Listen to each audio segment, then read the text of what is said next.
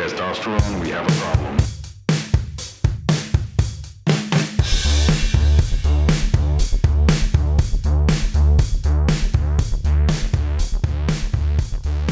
This is Outside the Manosphere, where two guys with zero credentials dive past the cliches of masculinity and try and become better friends by actually talking to each other. It's weirdly hard, but we're doing it anyway. Join us.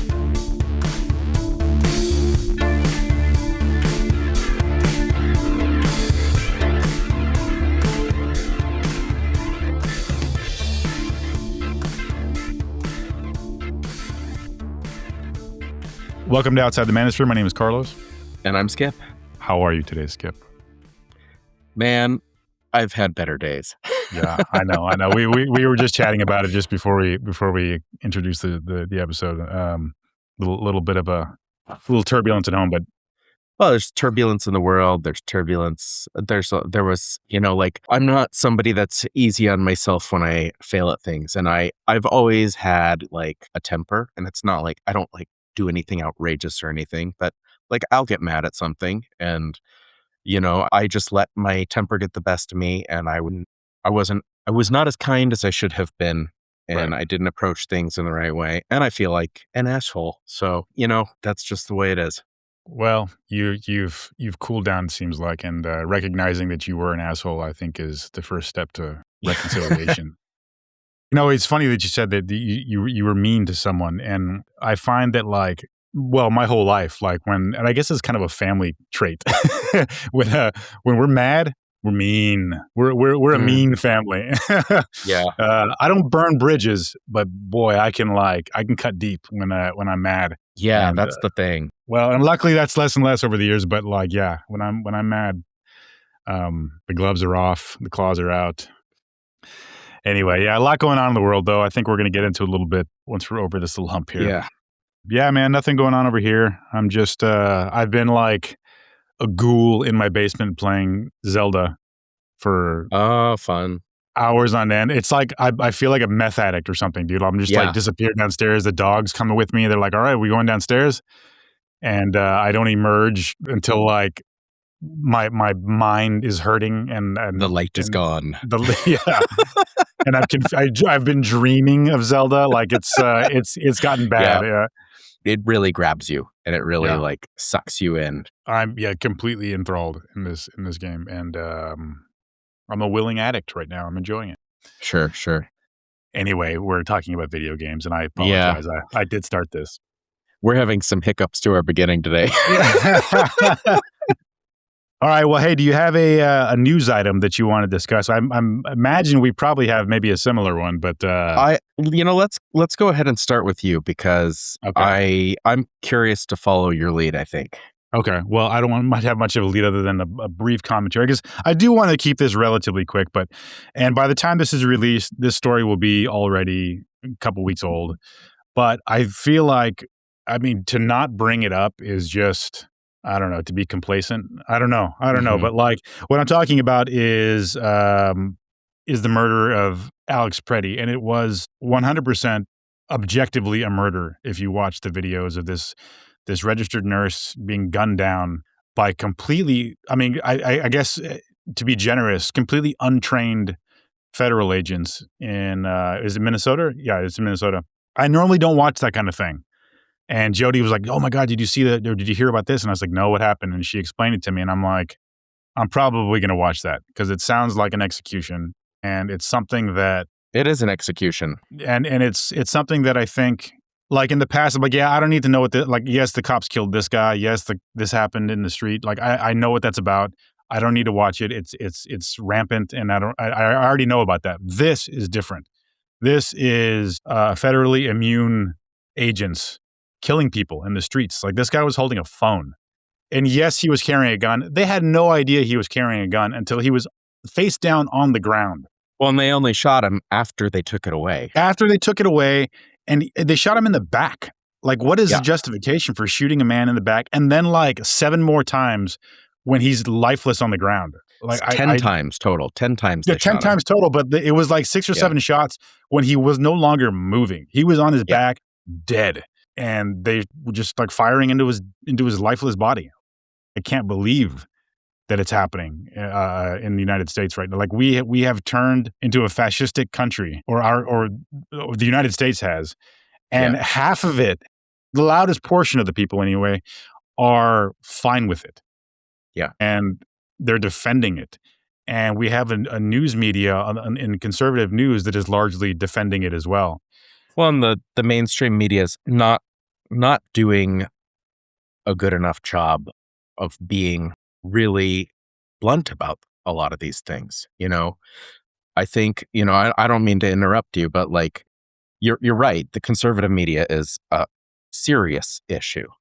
But the rest of the media, like The Atlantic published an article this week that was like, yes, this is fascism. And it's like, no fucking shit. Like, it's been fascism for months. Like, this isn't news. This isn't a think piece. This is you admitting you were a dumbass with your head in the dirt. And you're finally admitting that this is happening. Like I don't know. I've been very frustrated with a lot of things, and it's one of the Well, reasons why. Yeah, sorry, I don't mean to cut you off either, but no, it's like okay. I don't know that it's so much like head in the dirt. Well, it is, but it's they're playing into the exact, I guess, direction of complete fascism, where they're scared. They're scared of losing their privileges, which, I mean, rightfully so. Like, I mean, there have been plenty of people that the moment you raise your head up to say something, it gets chopped off. You know what I mean? And so they're Yeah, all scared. And there's a big money drive behind it. The same money that's driving conservative media to support all this stuff. The left is playing into the hands of this movement, and the right is playing into the hands of this movement. And I mean, we're in trouble. This is a turning point. And I saw just this morning that I think they're scaling back the agents that are in Minneapolis, but I don't know if that's true. I haven't verified it, but like either way, yeah, to me, that's not like, okay, this is an admission of wrong, or this is a retreat. This is just stepping back so they can take 2 steps forward again. You know what I yeah. mean? Like I really, really worry with what's happening right now and what's going to happen. And yeah, I don't mean to be so negative, or even like, I didn't want to talk about politics, but like, this is something that, like, to not talk about it is irresponsible at this point. I agree, and man, like I have a hard time with this because like I've gotten crap over the years from about leaving the country and having an Have opinion on you it. really? Oh yeah, From who? from people, friends, and things like, oh, you don't even live here, like you abandoned the cause, and you know, for me, like part of what you were saying is part of what's frustrating to me is like you can't believe we're here, and part of the reason I left 20 years ago Mm, because I was furious all the time, like I am right now. Not because I thought we were going to end up as fascism, but because I could see 20 years ago, and people are like, oh, this is totally new. No, this is where 40% of the people in our country always were. And most of the people just ignored it. And I could not ignore it. And it made me upset all the time. And I don't know that it's any better anywhere else, but at least I don't understand all the fucking assholes around me when I'm in another country. So like that, I part of like, and it's part of what's so frustrating about the news media. So it's like, we have to wait till it's like way, way, way, way, way past the line for mhm. people, not just the news media, but a lot of the public to react and be like, something's going on. It's like, yeah, it's, and it's the same with like climate change, but I don't want to get off on like another tangent, but it's just like, we have to, if we want to survive as a species, we have to start paying attention to what's Mhm. going on in the world. We can't just be like, I'm buying my groceries. I know that that's really hard for a lot of people, is just putting food on the table. But like, if that's what we're looking at, they're only going to make it harder for us to buy groceries. That's the only Right. thing that's going to come of that. I think we should send everybody up into space to view the Earth from above and have I forget the effect, but the effect that astronauts have when they're viewing the whole world and they're like, oh, Yeah. we're insignificant, Right. and their whole perspective changes on life and politics and countries, and there aren't any borders, and nobody's right or wrong. We're all just a species that are not taking care of this little marble floating in the earth, floating in space, that is Yeah. on fire in many ways. I don't know, man. I'm trying to stay optimistic. I'm trying to stay positive. And yeah, I don't know. What do you think about him carrying a pistol? I mean, he was illegal. He was licensed to carry. He's licensed to carry. Like, I am not somebody that's in favor of firearms, but he had a legal pistol that he had a permit for. He didn't reach for it. He didn't touch it. He wasn't intending to use it by any like stretch of what we witnessed. That was, as far as I can see, it was just an excuse to fucking kill him. And it's not like this is the 12th guy they've killed this year. Right. It's not like all of them had guns.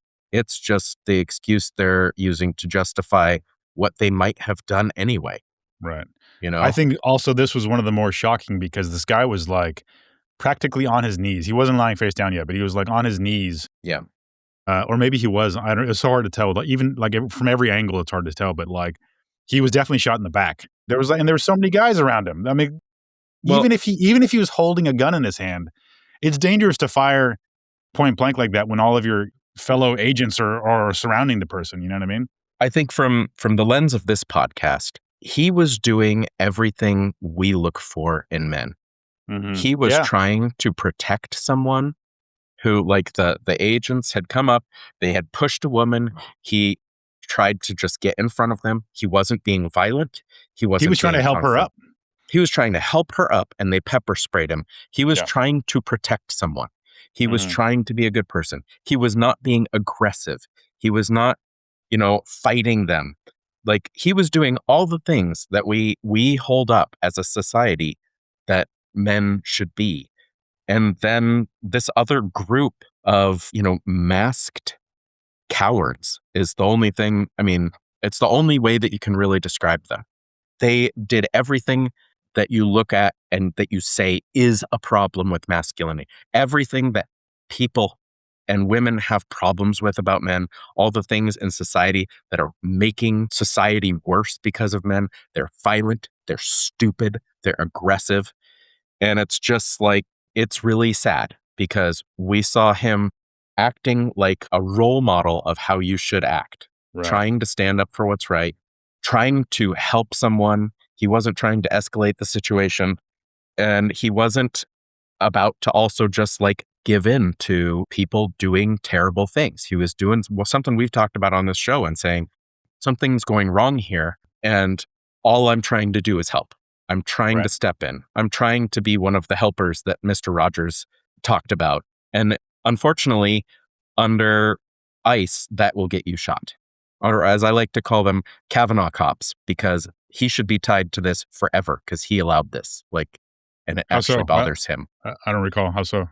So there were Supreme Court cases that went up about these guys being able to detain and arrest people based solely on skin color or hearing them speak Spanish and things like that. He was the one that wrote these opinions, and people were calling them Kavanaugh stops.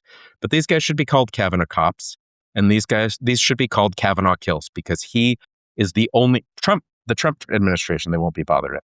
But that guy, if this is his legacy, you don't get to the Supreme Court because you don't want a legacy. This should be his legacy. He should be tied to it forever.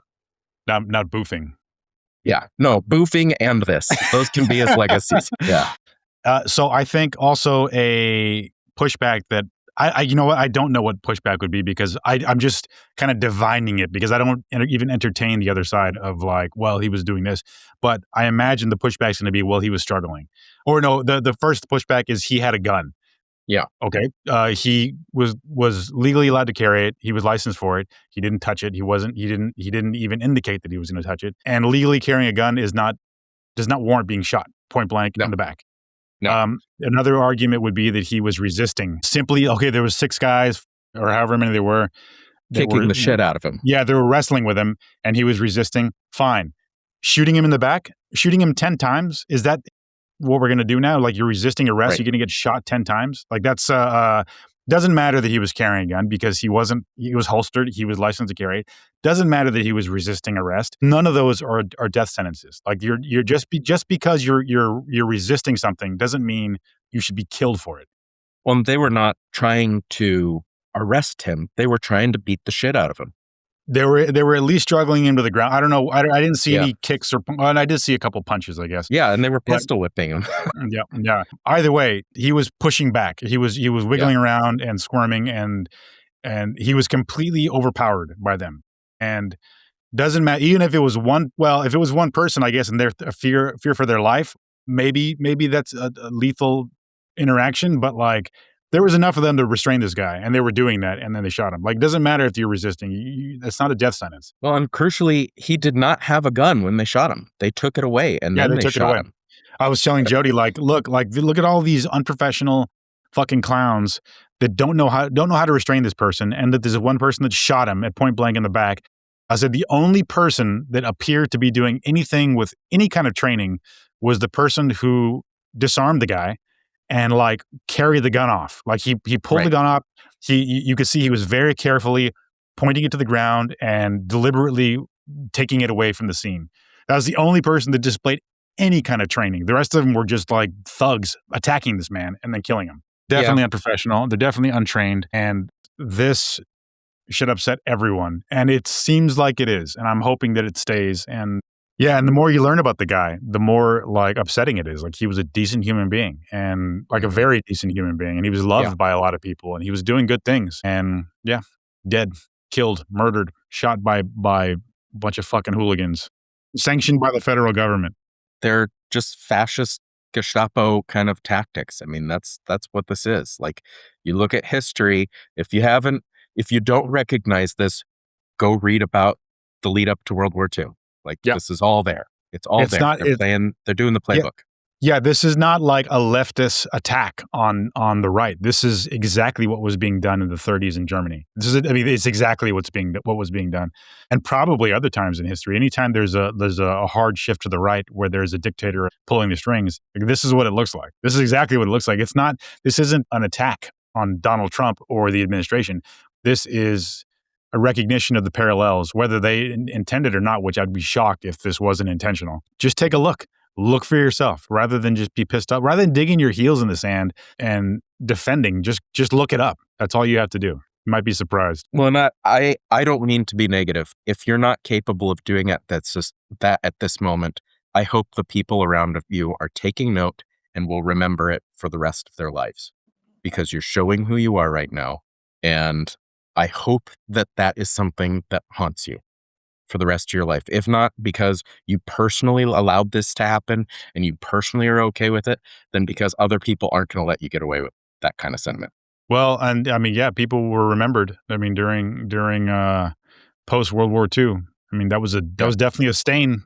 The people who were contributing to Nazism were not loved in society, in German society. They were I don't know if they were shunned, but they were definitely marked as Nazis. Yeah. If not prosecuted and executed. Which that's a pretty, that's what I know. Well, you know what I was going to say, and I won't go so far as to say execution, but like, the Democrats are going to be in power again, hopefully. And when that happens, I hope these motherfuckers grow a spine and take legal action against some of these people within the administration, because this has to be done. And it's not vindictive. It's not revenge. It's not retribution. It's just democracy. And these people are fucking with it right now. And I hope that this isn't going to be like this political sweep under the rug, and they just try to return things back to normal without there being any sort of like reckoning. There really needs to be a reckoning, because part of the problem, part of what this all stems from, and not to get like too much into a history lesson, is from the Civil War, where that's exactly what happened. They just kind of kept moving, and they did Reconstruction, and we never made. Like, the South was still all about their Confederate generals and all this stuff and celebrating all this racist shit. And we just kind of were okay with it. And that's where all this comes from. I was going to say that became cultural. It dug into it woven into the fabric of the country. And once that started to unravel a little bit, like removing Confederate statues and shit, that's when it's like, hey, this is sacrosanct. You can't take that shit out. This is part of our DNA. Yeah. You have to do like Germany did afterwards, and you have to make some of this stuff not okay. you can't just be like, well, these guys still like Nazis, but the war's Sure. over. You know, We lost. That should be enough. Yeah. Yeah. Yeah. All right.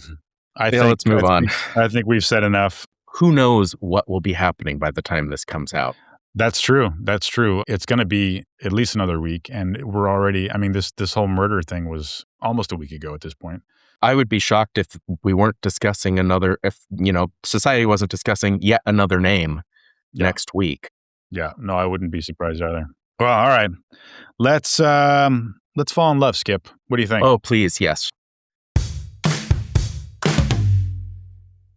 We are asking question 32 from 36 Questions to Fall in Love, which was originally from a New York Times article about a decade back. And the question today, Carlos, for us to fall in love is, what, if anything, is too serious to be joked about? Well, we have talked about this very thing at some point in the past, and I hate to continue this sort of like unhappy theme, but I have an answer, and the answer is racism. Like, I don't think it's funny, and I've said that before. Racism, and it's because I've been affected by it.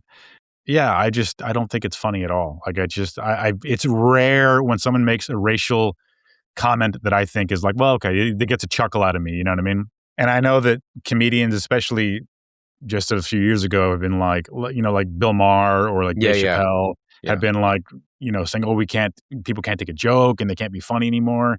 And I don't think that's what it is at all. I think there are plenty of comedians, we've talked about this again, that are very funny, and they don't bring up racism or sexism or just offensive shit. They're just funny. You know what I mean? And I think part of the reason, as we've discussed before, like why these people are so upset is like that's their main content is the to bread just and be butter.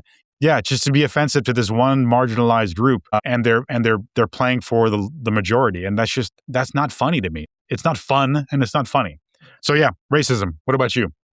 Yeah, no, I mean, I'd like to, kind of continue. I think part of it is just like what is funny changes over time, right? Like our humor develops as a society and as a person, and like you watch some of the things that were like sitcoms a long time ago, and you're like, this isn't very funny. So I think part of what they're upset about is that they're just like, it's not that people can't take a joke. Their jokes aren't funny anymore. Like, right. This joke isn't funny to a lot of people, and they're upset about it. And it's just like, well, this is your job. Be better at it. Make a funny joke that's funnier to more people. If people are getting upset and you're a comedian, you're supposed to make them laugh. You're not doing a very good job. Right. So and I think there are still people that can kind of straddle that edge of like what is a little bit edgy and stuff, but they do it in more constructive ways or around different kind of themes. And I think that's, I don't know, I think that's the place to live. It's just like, you've got to kind of continue to strive to be relevant. And they're just upset because the only way that they're relevant is as cautionary tales. Yeah. And like, all right, get over it. Move on. Get up. Be the best cautionary tale you can be. Yeah. For me, like things that you can't joke about, I'm tempted to say a lot of things, not like a huge list of things, but like I think there's stuff that we were talking about earlier with violence. There's, sexual assault and stuff. But at the same time, there are ways that certain people do it at certain times where, and I'm not going to give an example because I'm not good at this, but where like something can be funny or something, sure. But it takes a very deft hand, and it's not something I'm particularly comfortable with. It's not something I'm going to do. And it's definitely something that when it's going wrong, you don't want to be the one doing it. Yeah. And it's really sad because, as I mentioned, Dave Chappelle again, like, I think that's a really funny dude. And like, I've watched a lot of his stand-up before, like over the years, like over the decades. And I'm like, he's just made me gut laugh. He's so funny. But then like he gets into the thing and I'm like, I hear you preaching right now. And boy, you're wrong. You know what I mean? And like, he thinks he's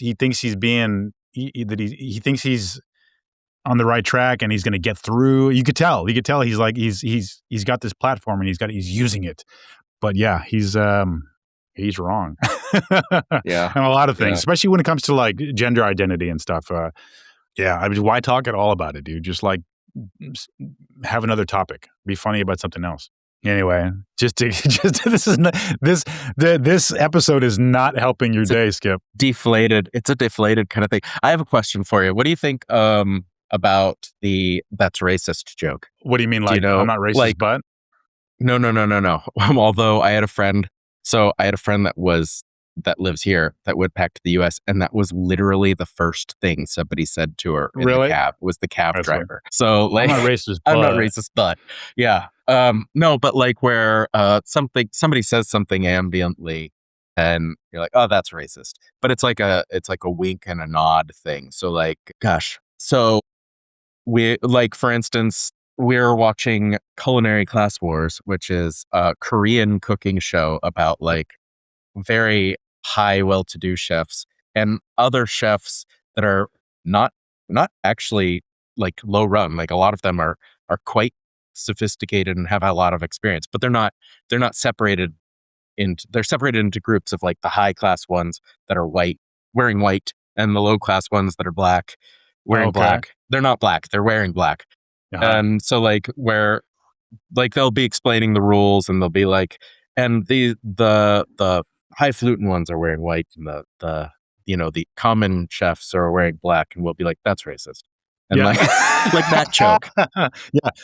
Well, Like, what funny do you you think should. about that joke? Well, I love that actually because I say that to Jody all the like at least once a week. I'll call her a racist. I'm like, you're being racist right now, and like she's not being racist at all. I do it because like it activates her. She starts defending herself, and I'm like, I'm Oh, just that's kidding. funny.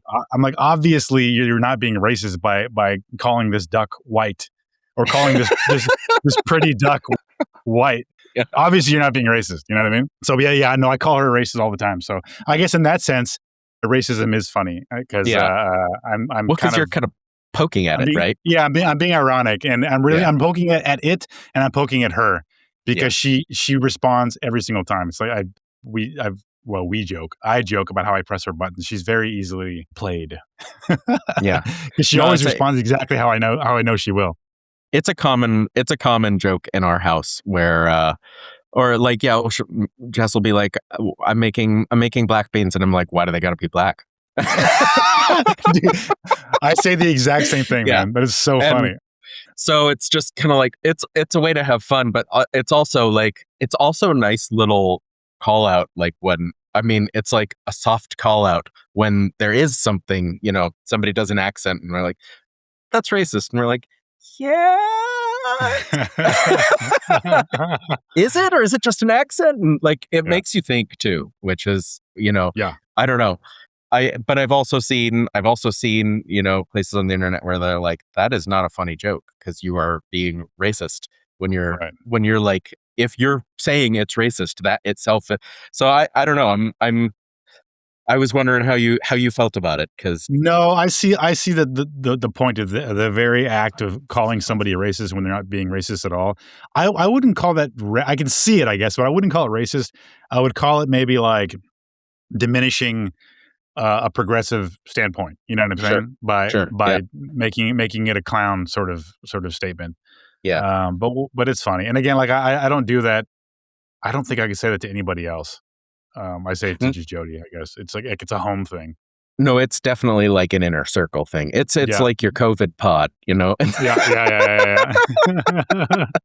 Yeah. No, there's Well, definitely yeah, kind of those things, like, and I think part of it is for us, it's also just like a cultural touchstone because we like to like do things like, I'll do the Obama, like, if you like your healthcare, you can keep your healthcare. But That's pretty good. I'll do like that with like other things when it just comes up in the right situation. Like my son will be like, I'm like, we're having this, and he's like, I want chicken, and there's leftover chicken. I'll be like, if you like your chicken, you can keep your chicken. But yeah, it's just kind of those cultural touchstones. Well, but you're doing an impression of a public figure, not a caricature of a black man. You know what I mean? Right. Which I will say, I'm going to contradict myself now because I just thought of a racist joke that I think is very funny. You've seen 30 Rock, yeah? Yeah, a long time ago. Yeah, so I've seen the whole series a couple times. I think it's really funny. That it has some problematic moments, and this one is going to be one. Although I don't think it's problematic, I think it's actually really funny, really clever.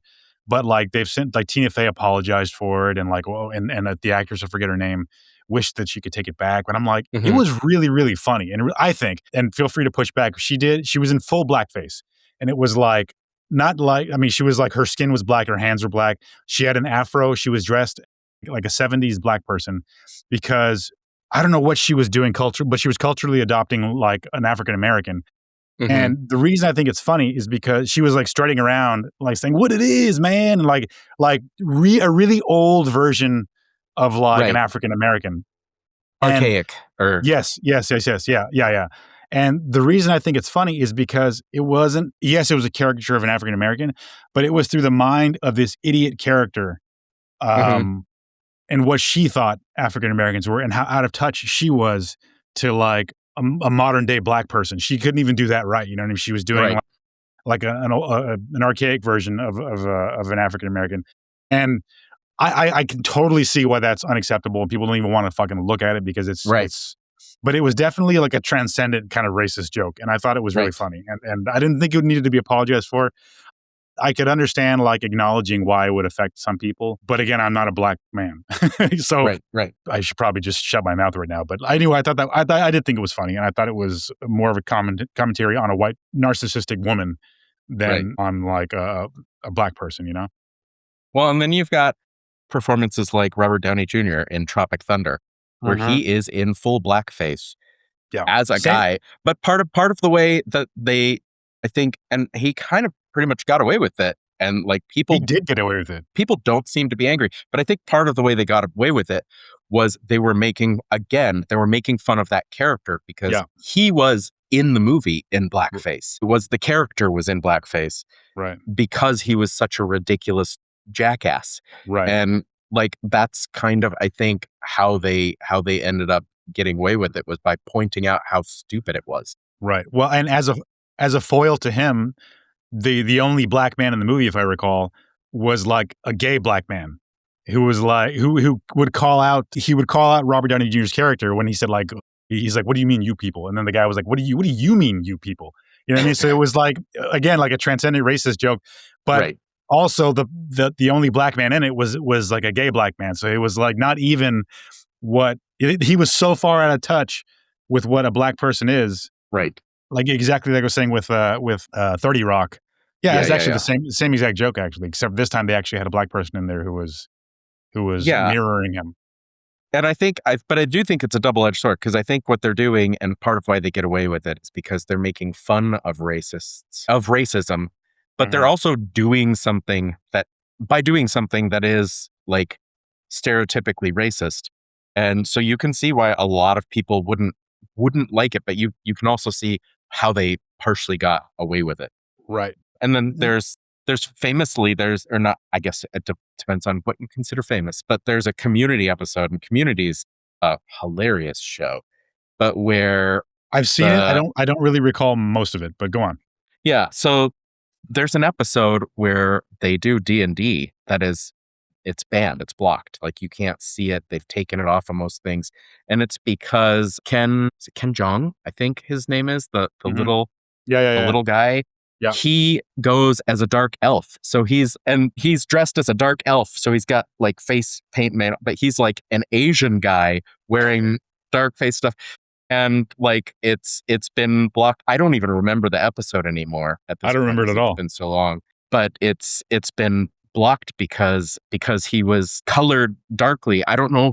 I don't even remember if that was like part of the joke in the episode or Yeah. if he was just like supposed to be a dark elf. But in any case, it's been But he was in taken off. blackface. Yeah. That sounds really funny. But you know, it's funny, and I definitely mentioned it before, and it's another contradiction that I'm going to have to unpack actually, because and I'll briefly go through it. So Stephen Colbert made a racist joke when he was on the Colbert Report, where he Yeah. he was impersonating a conservative right winger. That was his whole persona, and he made like an Asian joke. It was Yeah. like super, like it was appalling, but Yeah, it we was talked about this, shielded by his caricature of a conservative right wing person. Right. And I didn't think it was funny. And there was an Asian person who, I don't know if she was a journalist or what, that like had a whole campaign like cancel Colbert. And I got it. I'm like, yeah, I agree with you. It's not funny, and he shouldn't have done that.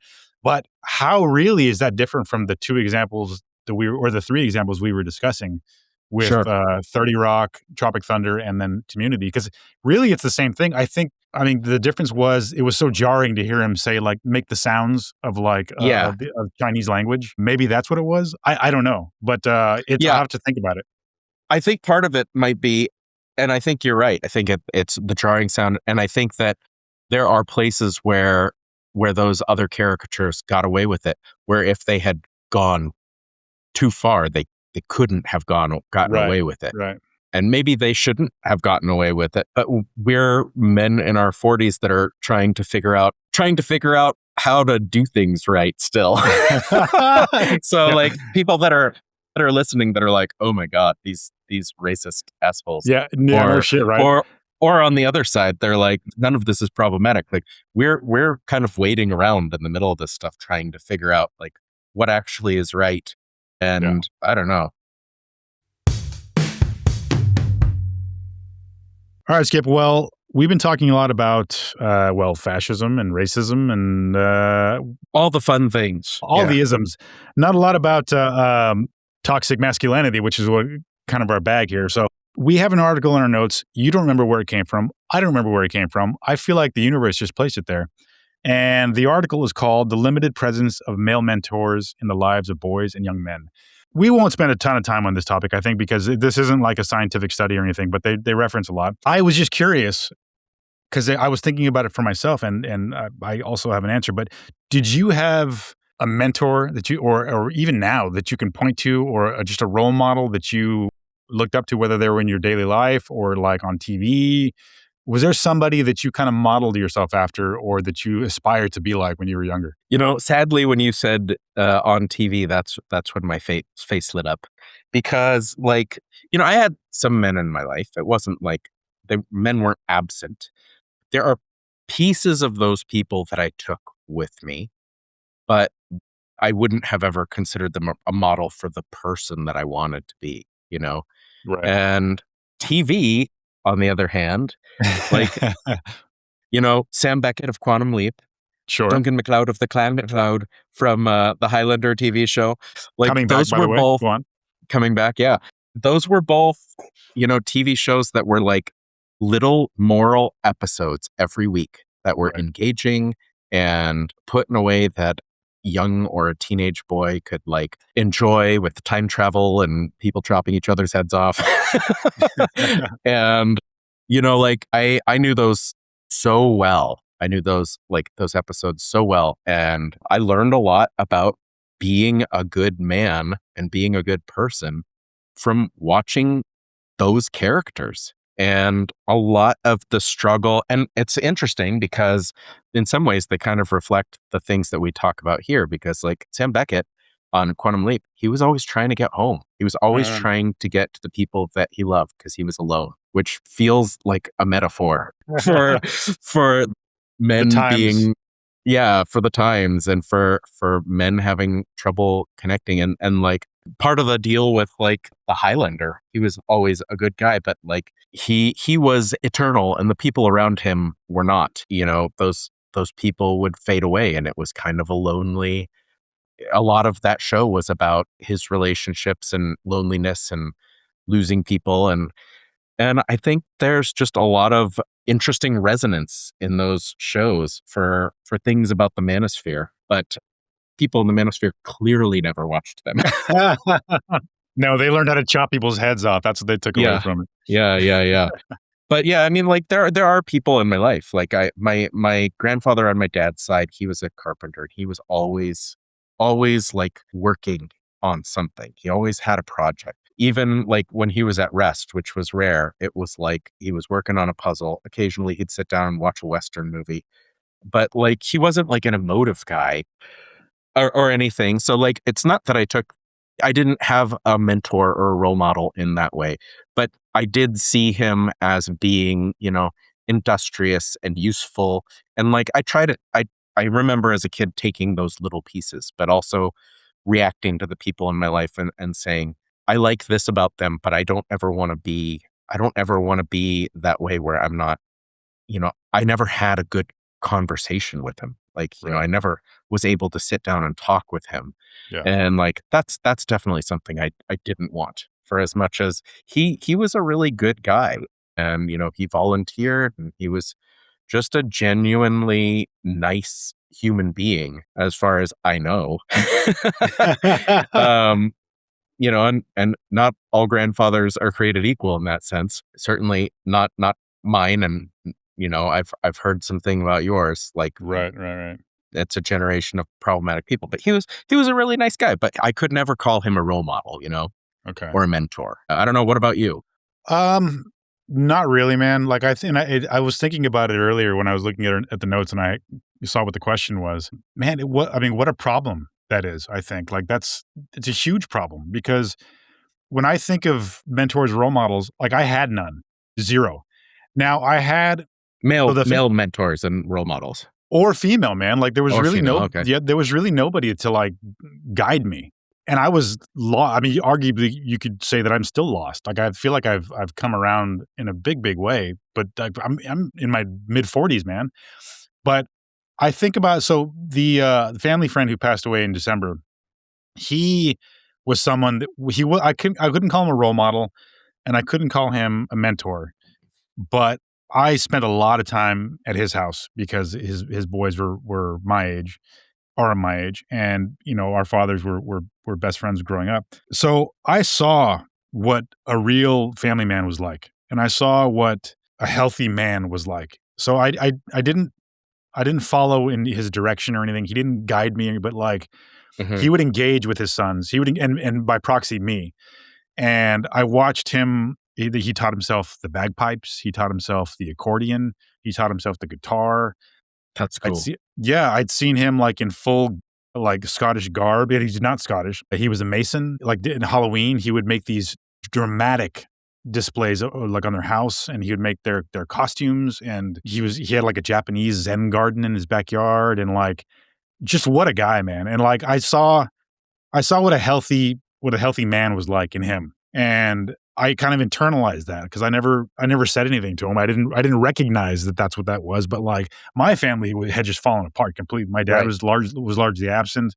My mom was like barely keeping her head above water. But like when I'd spend the weekends at their house, we would have dinner at the table.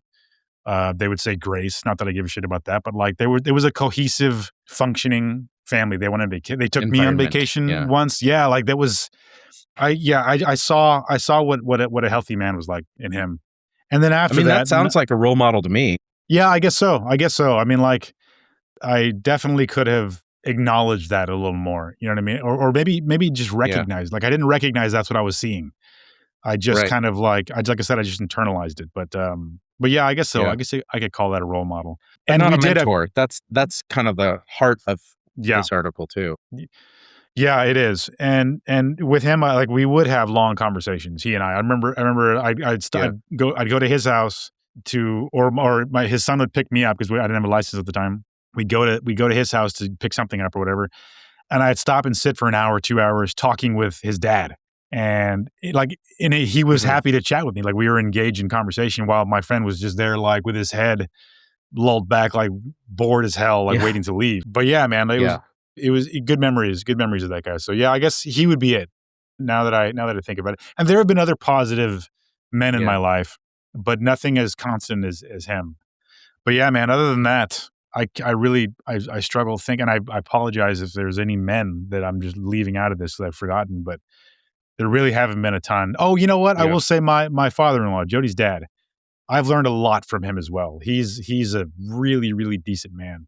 But again, I'm in my mid 40s now. I mean, I met him in my late 30s but I'm still learning. I'm still learning from him, and I'm learning like what a good person is a family man. And so yeah, he's another one. But came late in life, but he's another one. Yeah, but I mean, what it sounds like is both of us found like little role models, but neither of us had any kind of mentor or anything like that. And it's like this article that we brought up at the beginning, it really outlines a lot of the ways that young men are having trouble in society, and how young men are much, much more likely to report that they don't have a mentor, or they don't have people in their lives, or if they do, it's a woman. And while that can be great, I think one of the problems that with having a woman for a mentor is that you never get a model of a healthy Sure. male in your Yeah. life, because Yeah. it's one of the things that we talk about, and we talked about with Pete. It's like, all right, so you see how a healthy woman functions, and you have that great mentor for how things could be. But if the rest of society, you're looking around, and what you're seeing is men aren't allowed to talk to each other, and you don't have that mentor in your life that teaches you how to emotionally relate and connect to other men, and how to treat women right, when so much of the things on the internet are telling you to treat them poorly, then yeah, like, you're gonna fail, because you're getting great mentorship from a woman on some things that you really need, but you're also not getting that instruction. And sometimes I think women as mentors explicitly do give that instructions. Right. Those instructions say, like, in the absence of a in the absence of a male role model or male mentor, they say, like, you know, you need to do this for these reasons, and I applaud that.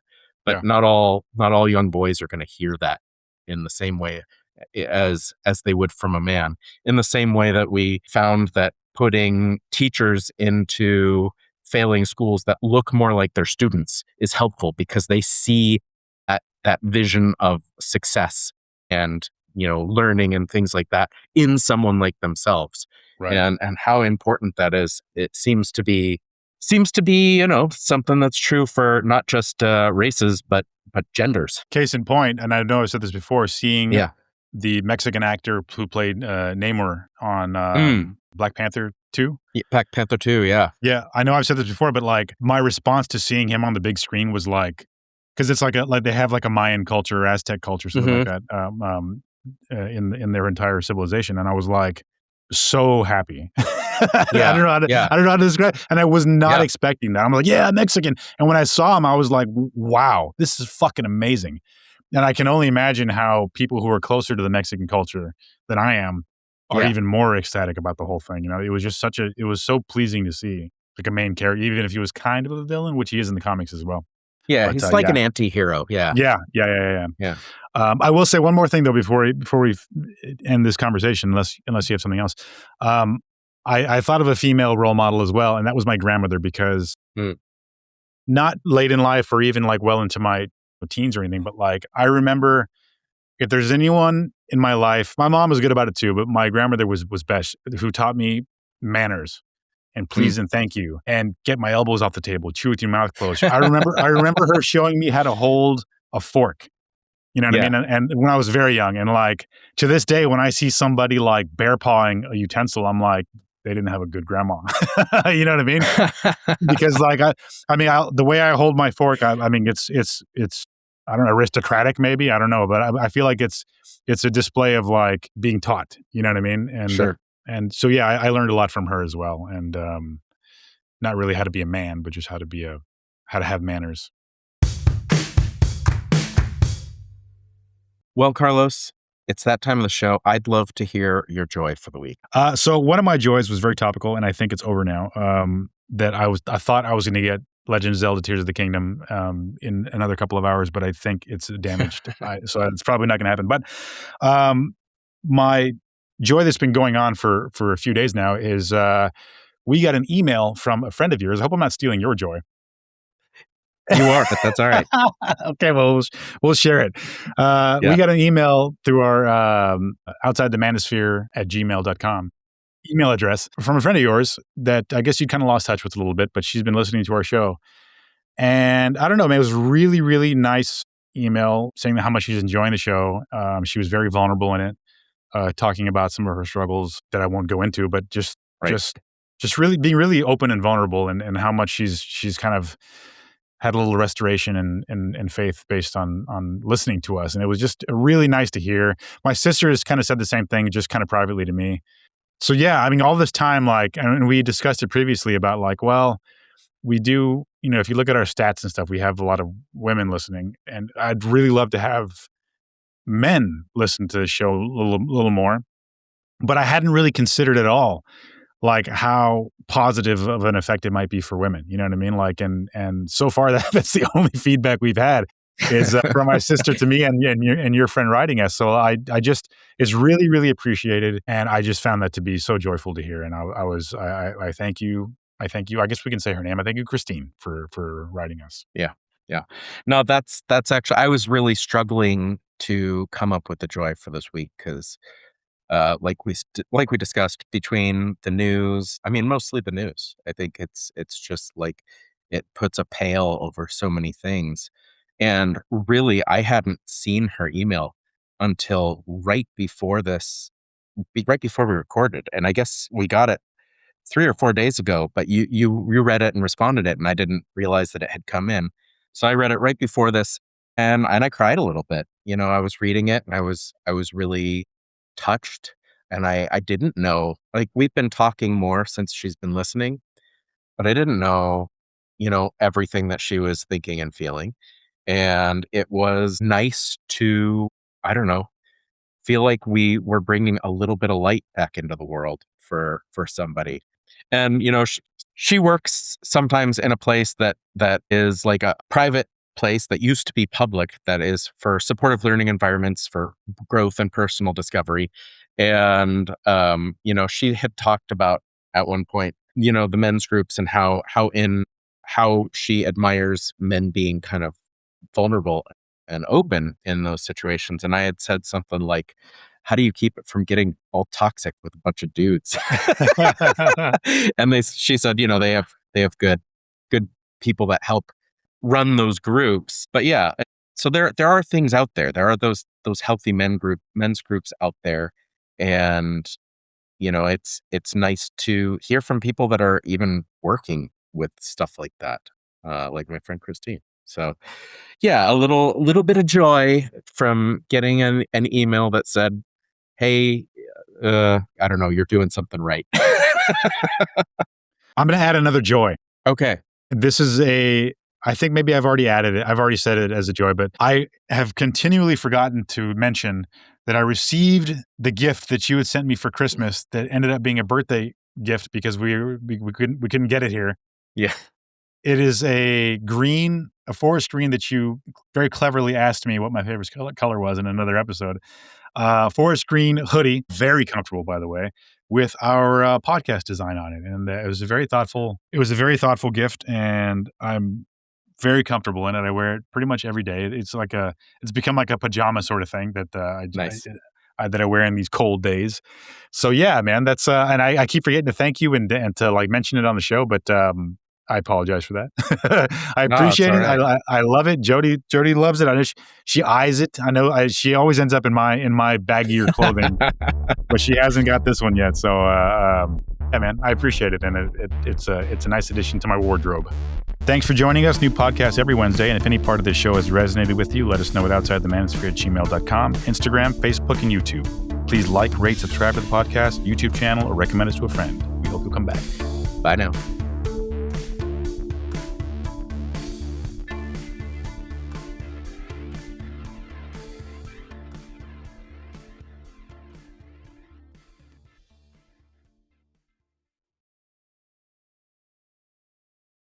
All right. So I did have one more thing to ask you if we're through with that stuff. Yeah. This is for the show or for what? I want to know what the George Clooney Richard Kind story is. Oh, okay. Yes. Okay. I mean, what you really should do is go on to the Smart List interview with George Clooney and listen to that. I can tell you, but I'll butcher the story. Okay. He's such a good storyteller, and the story is so fucking funny. Okay. Yeah. Go find. I mean, if you want me to tell you, I will. But you should just listen to it. That's what I think. Okay. Well, that sounds good. I'll do that. The Smart List interview with George Clooney. Okay. And if this makes it into the podcast, I encourage other people to do that too. It's Smart List with who is it? Will Arnett, Jason Bateman, and oh god, I forgot the last guy's name. I feel bad about that. He was on Will and Grace. Oh my god, I know it. Sean something. Yes, Sean.